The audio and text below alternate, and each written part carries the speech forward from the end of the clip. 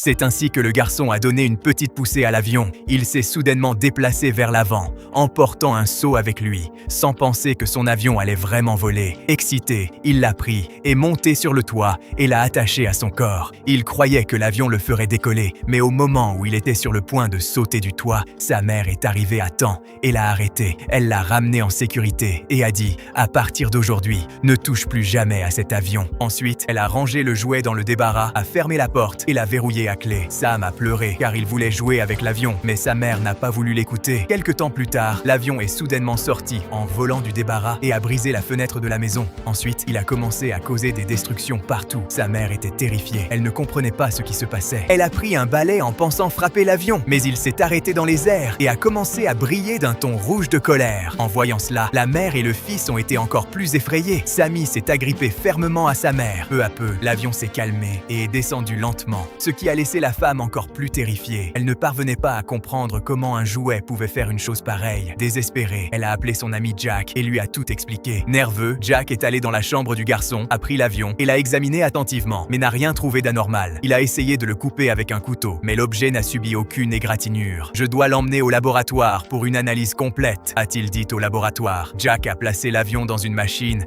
et a commencé à examiner ses parties internes. À sa grande surprise, il n'y avait aucune pièce électronique à l'intérieur du jouet. Il a même essayé de l'écraser dans une presse hydraulique, mais rien ne s'est passé. Pendant ce temps, le garçon s'est réveillé et, en remarquant que l'avion avait disparu, il a couru jusqu'au laboratoire de Jack. Voyant l'homme occupé au téléphone, Sam a pris l'avion silencieusement et a essayé de s'enfuir. Mais Jack a déclenché toutes les alarmes. Les agents de sécurité ont couru pour le capturer, mais le garçon a réussi à atteindre le toit. Il a attaché l'avion à son corps et, à la stupéfaction de tous, il a volé dans le ciel.